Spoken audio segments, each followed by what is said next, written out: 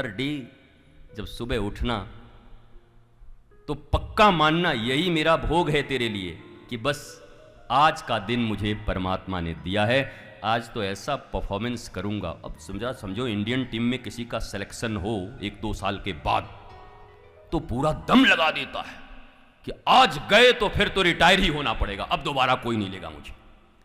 तो प्रत्येक दिन जीवन का अंतिम दिन है। और बात भी तो सही है ना, जिस दिन जन्म लिया उसके बाद 1 सेकंड के बाद जाओगे, 1 मिनट के बाद जाओगे, 1 हफ्ते के बाद जाओगे, 1 साल के बाद जाओगे या 100 साल के बाद जाओगे। बोला तो ब्रीथ इन ब्रीथ आउट और 2 मिनट रोक दिया जाए, मामला खत्म। राधे राधे, चल गंगा जमुना तीर, मामला खत्म हो जाएगा।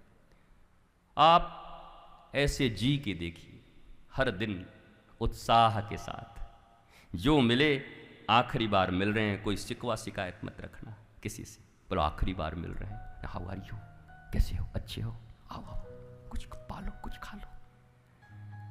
ये जितनी शत्रुता, जितने डिप्रेशन, जितनी तकलीफें एक दूसरे के प्रति बोझ से भरे हुए हो, केवल यह एक सिद्धांत, चलो सब दिन नहीं जी सकते, 7 दिन तो जी के देखो, 3 डेज तो देखो, 3 दिन का कोर्स तो करो कि गुरुजी 3 दिन हम करके देखते हैं। 3 दिन के बाद तो तुम रोते हुए मेरे पास आओगे कि मेरे सदगुरु तुमने मेरी जिंदगी बदल दी, मैं तो बदल गया पूरा पूरा। Only 3 days. आपको क्या लगता है जब भी मैं किसी से मिलता हूं, क्या किसी परसेप्शन के साथ मिलता हूं? नेवर। गोमुख से निकली वो गंगा, ये घाट वो है दशाश्वमेध घाट, प्रयाग का घाट या ऋषिकेश का घाट, पर गंगा हर पल नई है, पुराना जल अब नहीं है।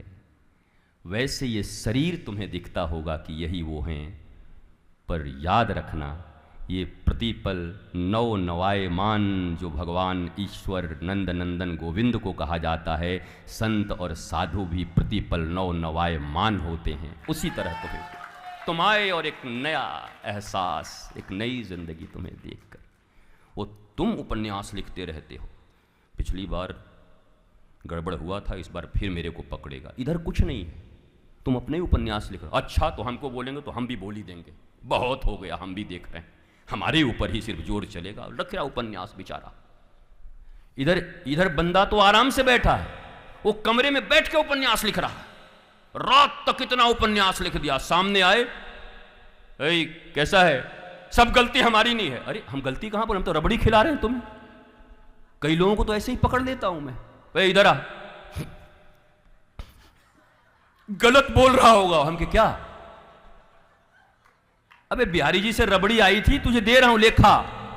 हे भगवान, हम तो क्या क्या सोच लिए थे। तो अब ये तो तुम्हारी बात है ना, तुम उपन्यास लिख रहे हो, तुम कहीं टंगे हुए उसी खूंटी पर, तुम उसी बातों में डूबे हुए हो, पर जो तुम्हारे सामने हैं वो प्रतिपल कल कल कल्लोल वंतनी बहती हुई भागवत की भागीरथी धारा निरंतर बह रही है। आत्मक कूलक प्लावनी धारा और दूरक कूलक प्लावनी धारा, 2 प्रकार की धाराएं होती हैं।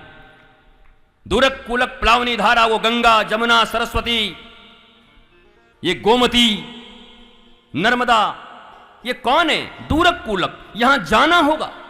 और एक सलीला और बहती है जिसको कहते हैं आत्मक कूलक प्लावनी धारा, साहित्य का विषय है, बस 2 मिनट में सुनो, आनंद लो।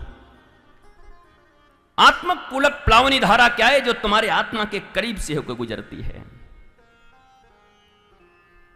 उन दूरक कूलक प्लावनी धारा गंगा इत्यादि नदियों में जब स्नान करने के लिए जाते हो तो बड़े बड़े बोर्ड लिखे रहते हैं, ऋषिकेश में भी जाओगे कि चेन छोड़ के मत जाना, नहीं बह जाओगे, ज्यादा अंदर मत जाना, नहीं मर जाओगे। जब उन नदियों में जाते हो तो वहां लिखा रहता है डूबना मत, डूब गए तो मर जाओगे। और एक धारा श्रीमद् भागवत रामायण और गुरुवाणी की भी है, वहां डूबना मना है और यहां तैरना मना है। यहां डूब गए तो तर जाओगे, वहां डूब गए तो मर जाओगे। ये आत्मक कूलक प्लावनी धारा बह रही है। श्रीमद् भागवत की कथा, गुरुवाणी, रामायण, ये सब आत्मक कूलक प्लावनी धारा है।